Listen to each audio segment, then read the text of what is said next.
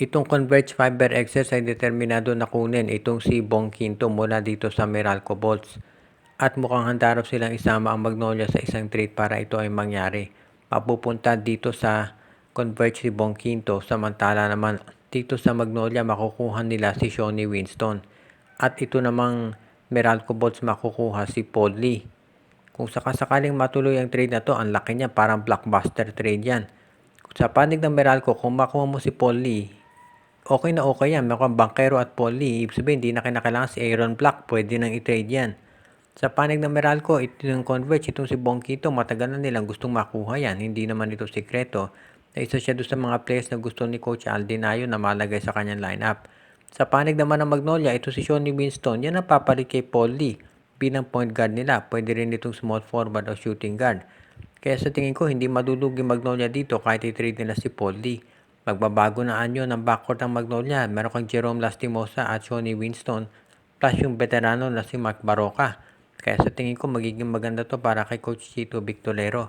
Sa panig naman ng Converge, alam natin na ito si Bong Quinto, matagal na talaga nilang gustong makuha yan. So hindi na nakapagtataka kung itong ganitong klaseng trade ay i-offer nila. Dahil si Quinto, yung matagal ng player na gusto nila ilagay dito sa kanilang lineup. Ngayon, sa panig naman ng Meralco, hindi sila malulugi kung makuha mo si Paul Lee.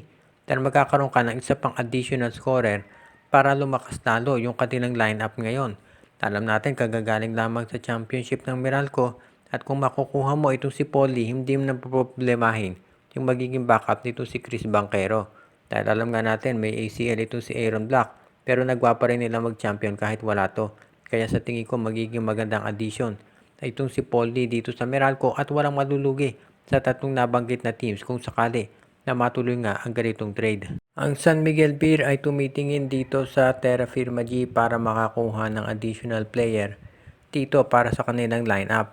Alam natin na maraming gustong gawing movement ng San Miguel Beer pero mukhang wala pang natutuloy dahil parang nagdadalawang isip ang management. So dito sila sa Terra Firma tumitingin kung makukuha ba nila itong si Christian Stan Hardinger para ibalik.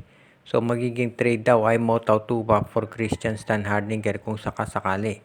Ngayon kung ito ay matuloy, ang laking bagay yan para sa San Miguel obviously dahil alam natin kung ano ang kalibre nitong si Stan Hardinger. Pero ang tanong ay magfi-fit ba yan dito sa sistema ng San Miguel? Dahil alam natin si Stan Hardinger, San Miguel ang kumuha dyan.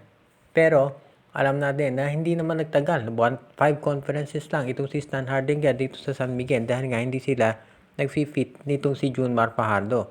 Pero ngayon mukhang gusto raw ulit subukan ng San Miguel Beer itong si Christian Stan Hardinger. Tignan natin kung ngayon ay magagawa na ng paraan itong si George Gallant. Kung sakaling magawa niya ng paraan, ang lakas ng San Miguel. Pero problema dito kay Stan Hardinger, ito ay ball heavy at wala itong outside scoring. At alam natin na isa yan doon sa nagiging problema kapag naglalagay ka ng isa pang inside player kasama ni Junmar Fajardo.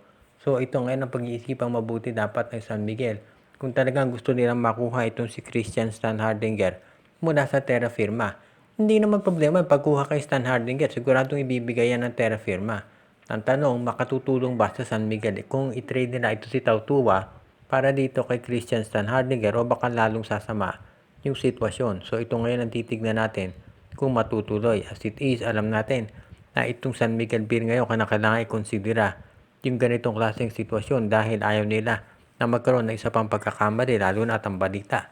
Baka itong si Stan Hardinger maisipan na mag-abroad at bumalik dito sa Germany.